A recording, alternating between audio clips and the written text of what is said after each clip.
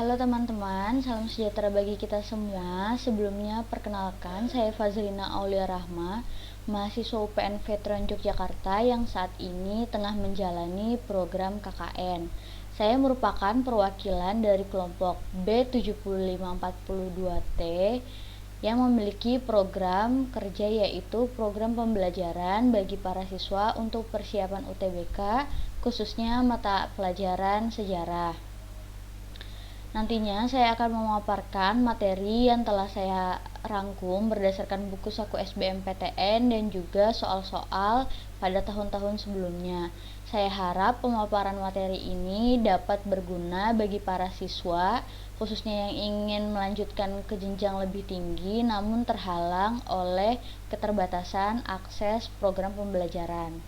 Nah, langsung saja untuk materi yang pertama saya akan menjelaskan mengenai ruang lingkup sejarah. Jadi, sebelumnya kita harus mengenal apa itu sejarah dan asal muasal sejarah.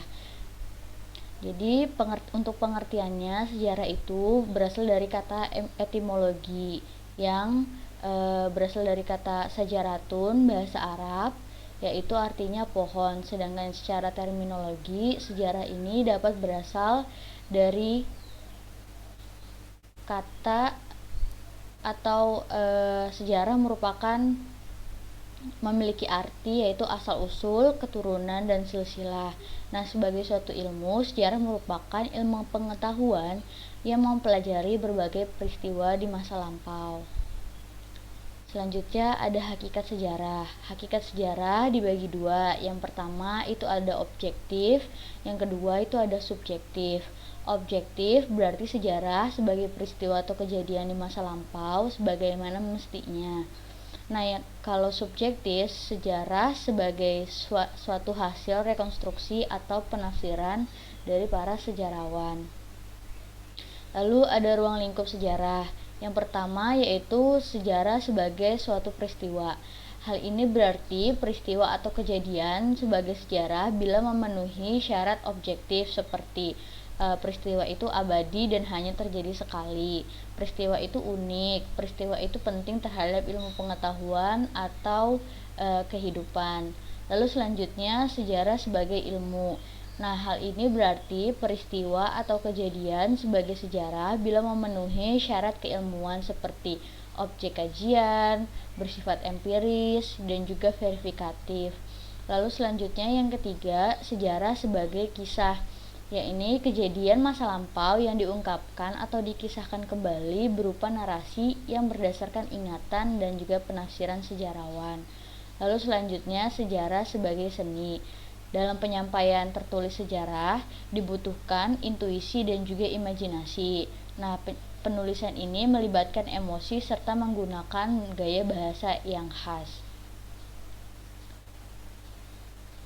Selanjutnya ada penelitian sejarah.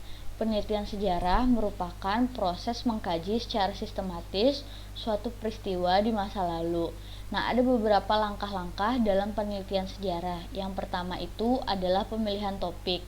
Pemilihan topik sejarah itu harus memenuhi unsur unik, bernilai, kesatuan, orisinalitas, dan juga praktis. Lalu yang kedua ada heuristik. Heuristik ini merupakan tahap mencari, menemukan, dan juga mengumpulkan sumber.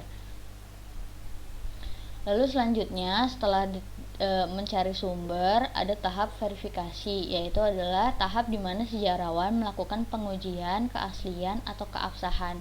Verifikasi ini dibagi dua, yaitu yang pertama ada verifikasi internal, yaitu menguji atau menilai kredibilitas dan tingkat kepercayaan data. Lalu yang kedua ada verifikasi eksternal, yaitu menguji atau menilai keakuratan dan keaslian dokumen dari bentuk fisiknya.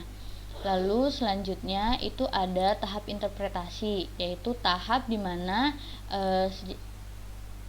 para peneliti ini menafsirkan sumber sejarah menjadi suatu fakta.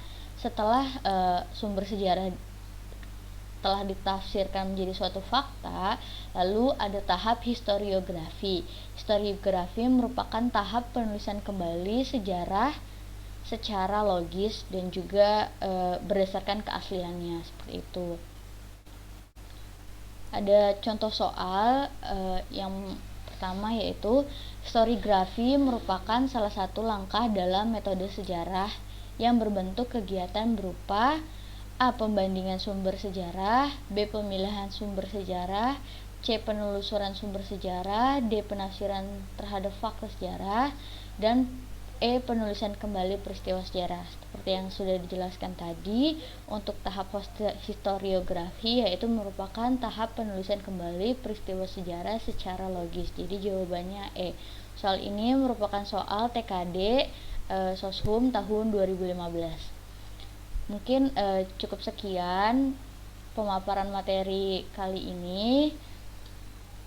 Akan saya lanjutkan lagi di materi selanjutnya. Terima kasih.